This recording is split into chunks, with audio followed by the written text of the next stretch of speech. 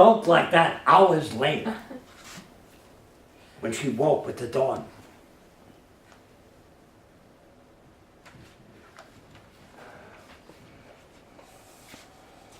No, they could not allow the commune to live. The commune was dangerous. Too inspiring an example for the rest of the world. And so they drowned it in blood.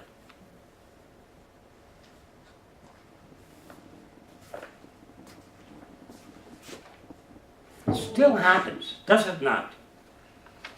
That whenever in some corner of the world the old order is pushed aside and people begin to experiment with a new way of living, people innocent of ideology, just angry about their lives, it cannot be permitted. And so they go to work. You know what I mean by they. Sometimes insidiously, sometimes covertly, sometimes directly, violently, to destroy it.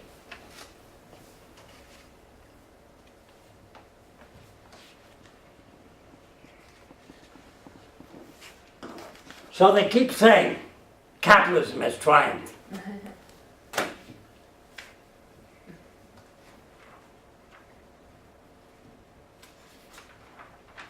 Triumphed?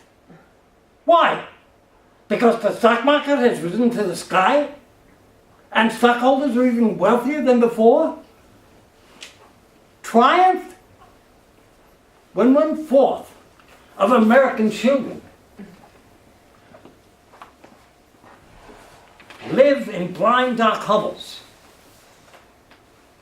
and poverty, when 40,000 of them die every year before their first birthday.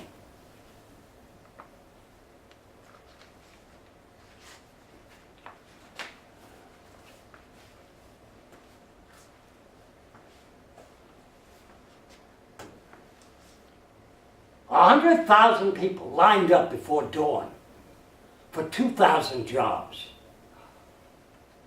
What will happen to the 98,000 who are turned away?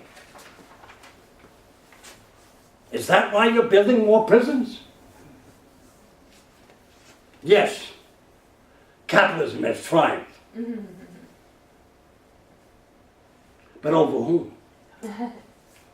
You have technological marvels. You've sent men into the stratosphere.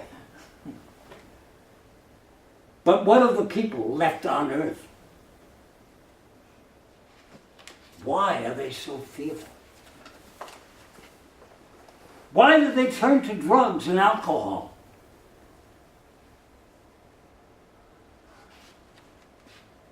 Why did they go berserk and kill?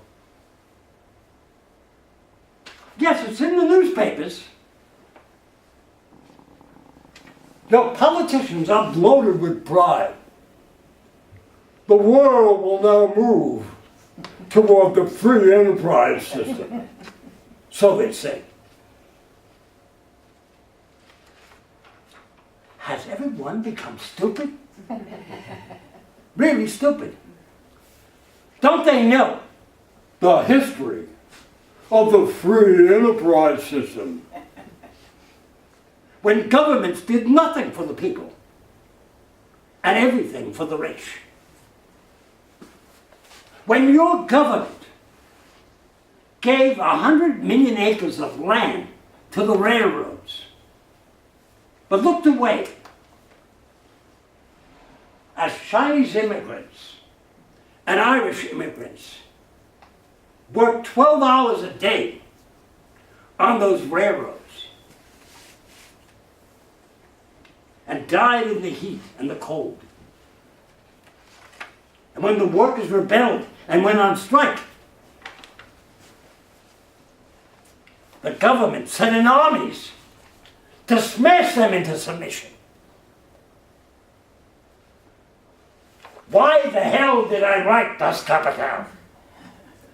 If not because I saw the misery of capitalism and the free enterprise system in England. Little children were put to work in the textile mills because their tiny fingers could work the spindles. In America, young girls went to work in the mills of Massachusetts at the age of 10 and died at the age of 25. The cities were cesspools of vice and poverty. Yes, that is capitalism, then and now.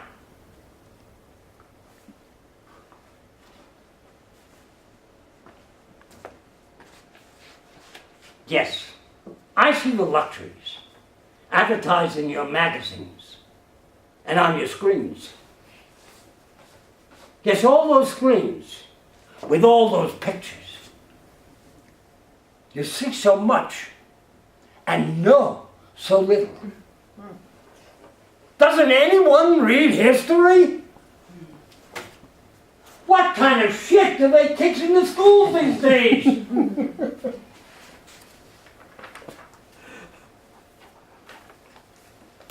They are so sensitive.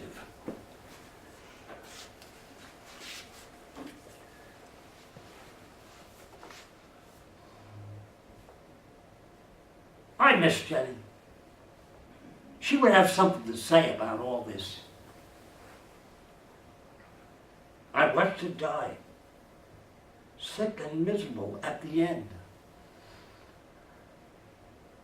But surely she remembered our years of pleasure, our moments of ecstasy. In Paris, even in Soho.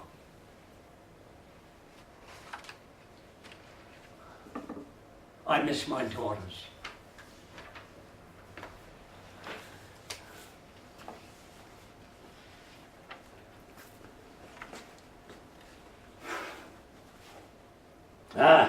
Anniversary of the Gulf War.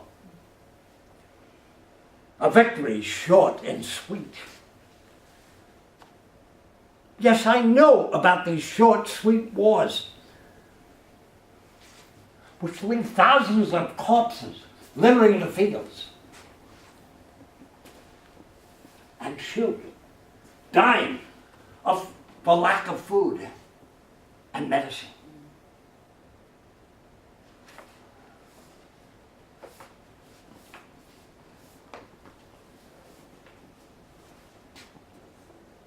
In Europe, Africa, Palestine, people killing one another over boundaries. Didn't you hear what I said 150 years ago? Wipe out these ridiculous boundaries. No more passports. No more visas. No more border guards. Or immigration quotas. No more pledges of allegiance to some artificial entity called a nation. Workers of the world, unite.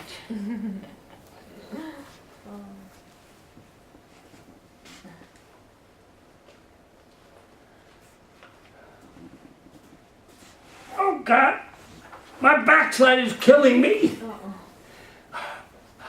I confess,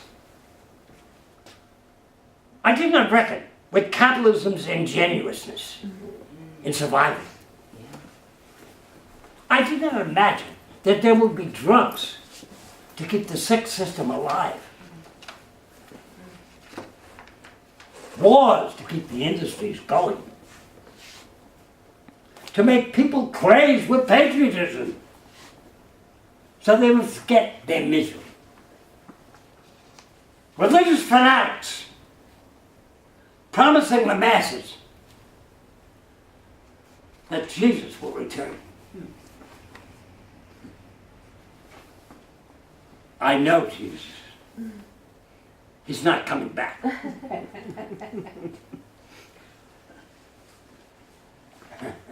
I was wrong in 1848, thinking capitalism was on its way out.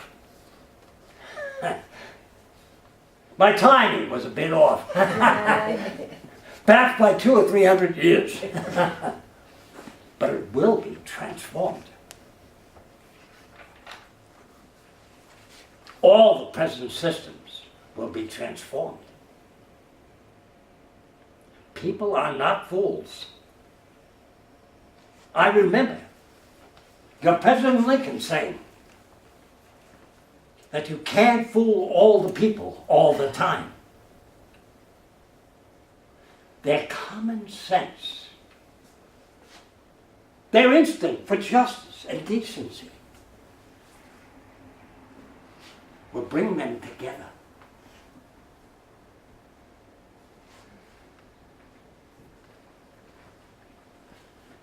Don't scoff. It's happened before. It can happen again. On a much larger scale. And when it does, the rulers of society, with all their wealth, with all their armies, will be helpless to prevent it. Their servants will refuse to serve. Their soldiers will disobey orders. Yes, capitalism has accomplished wonders unsurpassed in history. Miracles of technology and science. But it is preparing its own death. Its ferocious appetite for profit. More, more, more. Creates a world of turmoil.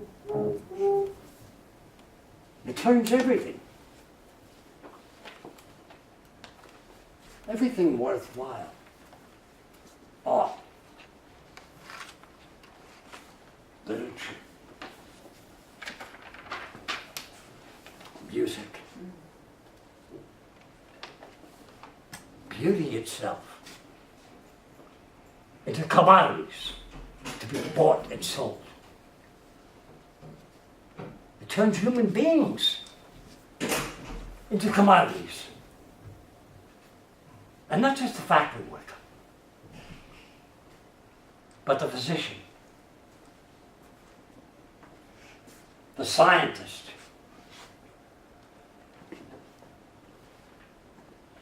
the lawyer, the poet, the artist. All must sell themselves to survive.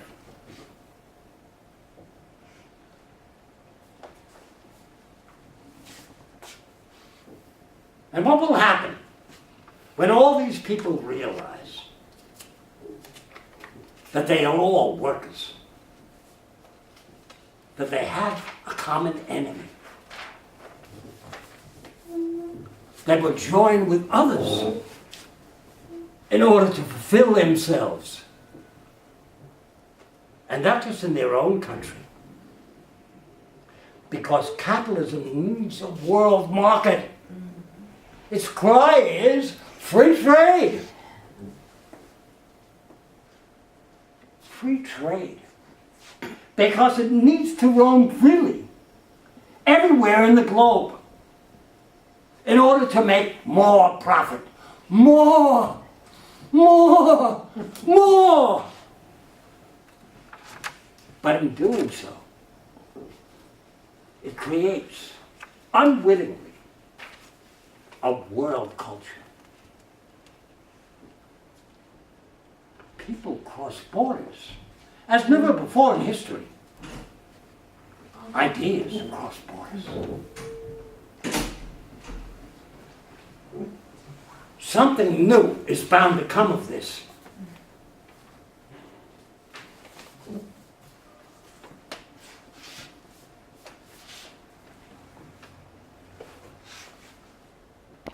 in Paris with Jenny in 1843.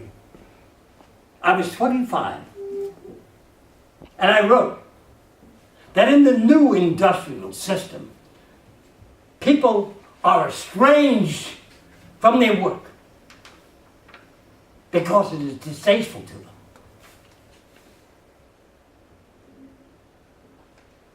They are estranged from nature as machines. Smoke, smells, noise invade their senses.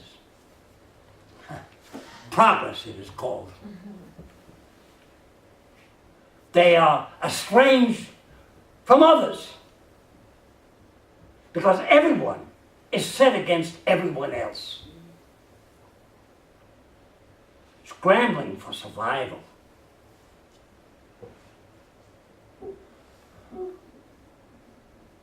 And they are estranged from their own selves, living lives that are not their own, living as they really do not want to live.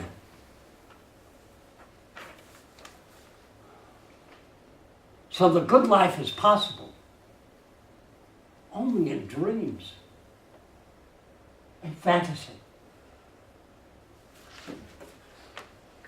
But it does not have to be.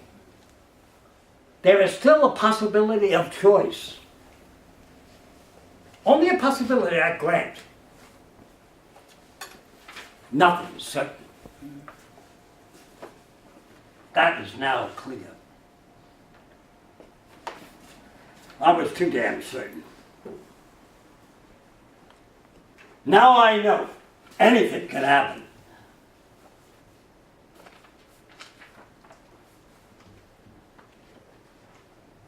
But people must get off their asses. Does that sound too radical for you? Remember, to be radical is simply to grasp the root of a problem. And the root is us. I have a suggestion. Pretend you have boils. Pretend that sitting on your ass gives you enormous pain. So you must stand up. You must move. You must act.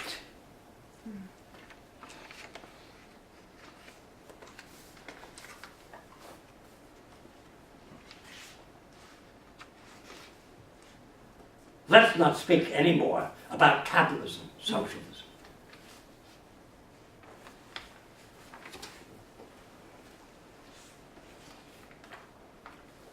Let's just speak of using the incredible wealth of the earth for human beings, for all of nature.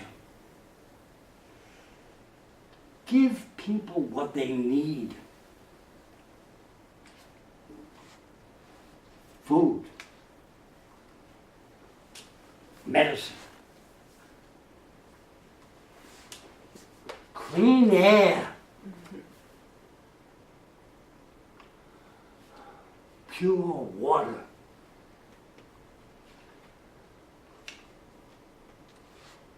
trees and grass,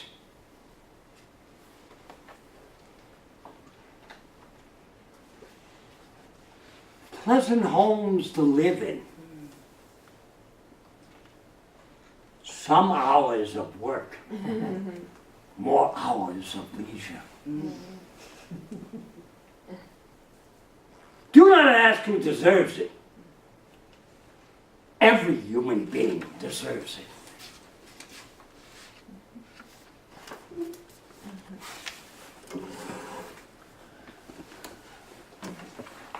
Well, it's time to go.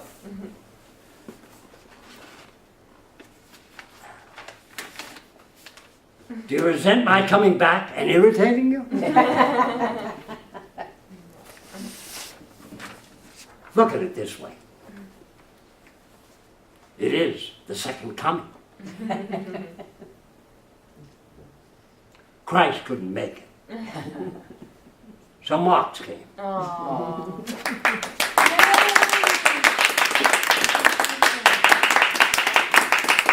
I'm really sorry.